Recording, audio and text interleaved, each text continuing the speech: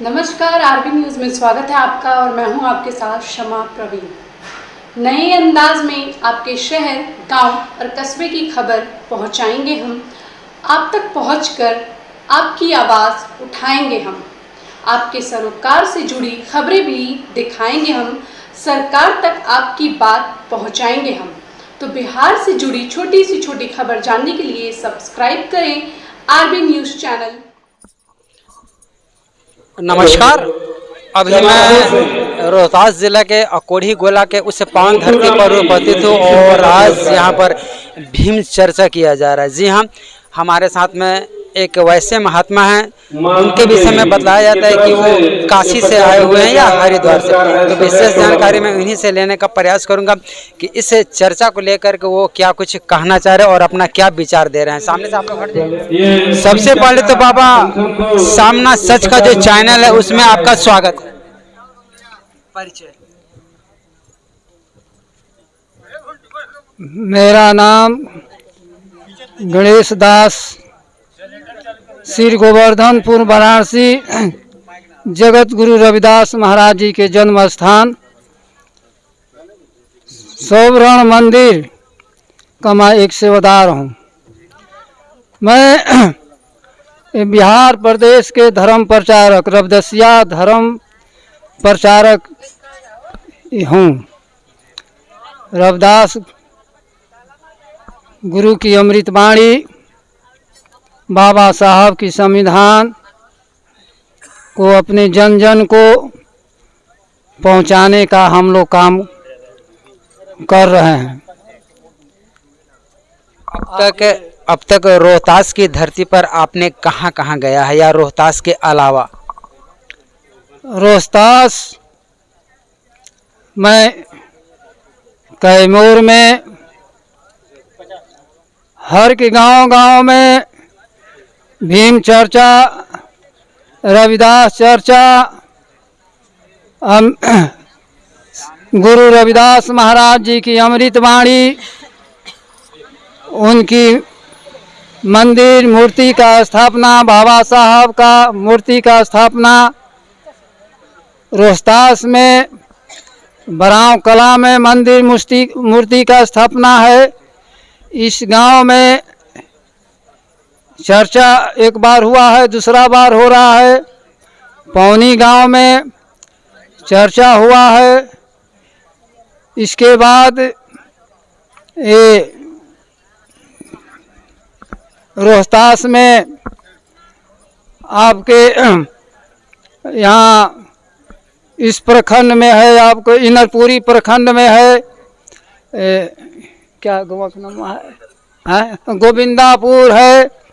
ये एक और गांव है, यहाँ सरैया है, और एक गांव और है जो इनरपुरी प्रखंड में पड़ेगा, आपको ये सुजानपुर है। बाबा, इस प्रकार का जो आप जगह जगह पर जा रहे हैं, तो इस कार्यक्रम का मुख्य उद्देश्य क्या है? हाँ, मुख्य उद्देश्य ये है कि ये दबे कुचले समाज, दुखियों समाज को एक सूत्र में बांधने का उद्देश्य है।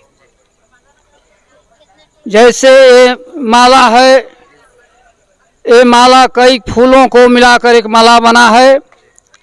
यदि इसको एक अलग कर दिया जाएगा तो इसको फूल कहा जाता है, और कई एक फूलों को मिलाकर इसको एक माला बनाया जाता है। उसी तरह से ये पूरे समाज को हम लोग एक सूत्र में बांधने का काम करते हैं। भारत बाबा साहब के संविधान के तहत और जगत गुरु रविदास महाराज जी की अमृतवाणी के तहत हम लोग ये कार्यक्रम, ये संघत को जगाने का हम लोग काम करते हैं। औरंगाबाद जिला में भी हम लोग किए हैं, गया में भी मैं कर रहा हूँ, और जिलों में बिहार के 35 जिलों में है। गुरु रविदास महाराज जी की रविदसिया धर्म इनके प्रचार प्रसार माने चला रहे हैं हम लोग के धर्म प्रचारक संत श्रोमणी श्री गुरु ये हैं गुरुभारी दास महाराज जी हैं। लगभग उनका 100 से ऊपर एज है। ये विकलांग हो गए हैं, वो अपने आश्रम पर ही रहते हैं।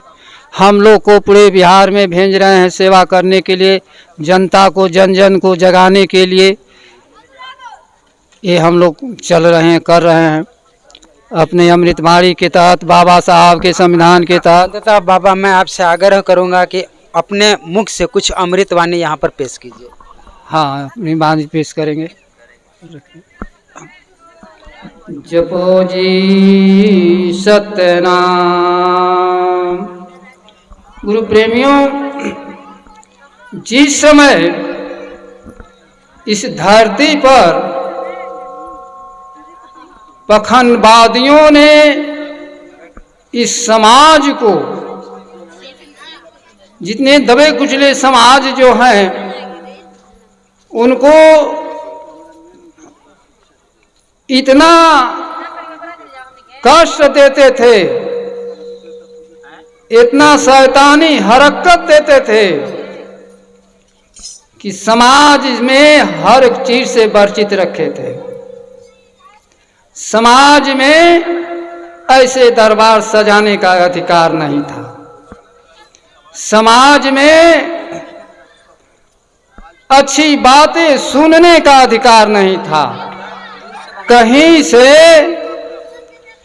लुका छिपा कर अच्छी बातें उन लोगों का सुन लेते थे तो इन लोगों का जीभ काट लिया जाता था, कानों में शीशा पिला दिया जाता था। अच्छा भोजन नहीं करने का अधिकार था, अच्छा कपड़ा पहनने का अधिकार नहीं था, अच्छा मकान में रहने का अधिकार नहीं था, अच्छा पानी पीने का अधिकार नहीं था। उस समय ऐसी जुल्म अत्याचार से धरती जब कांपने लगी तो महापुरुष का जन्म हुआ। 1433 माघ सुदी 15 दुखियों के कल्याण हित जन्म लिए गुरु रविदास। गुरु रविदास महाराज जी ने इस दुखियों के कल्याण के लिए जन्म लिए हैं और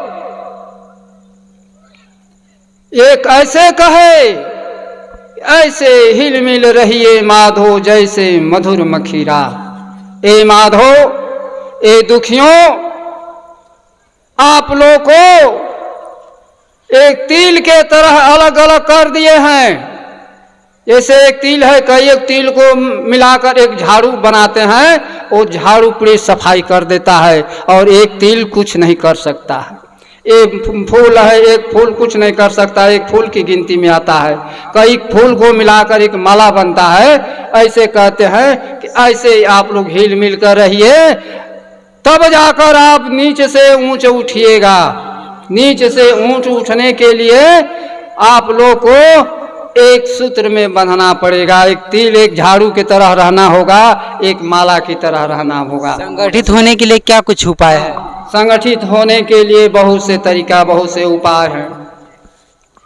संगठित होने के लिए बोले हैं कि सेवा सुमिरन सत्संग कीजिए, और इसी को बाबा साहब ने अपने संविधान में लिखे हैं कि शिक्षित बनो, संगठित हो, संघर्ष करो। ये बोले हैं कि शिक्षित बनना जरूरी है।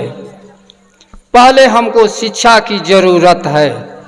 जब हम शिक्षित बनेंगे तब हम अपने हर एक विषय में, हर अपने महापुरुषों को इतिहास के विषय में जानेंगे और अपने विषय में जानेंगे कि मैं क्या हूँ। तब मैं एकजुट होकर अपना विषय में संघर्ष करेंगे कि मैं भी मानव हूँ, मेरा भी अधिकार, एक सम्मान है, हमको बराबर की अधिकार मिलना चाहिए। चलिए बाबा, जानकारी देने के लिए बहुत बहुत धन्यवाद। और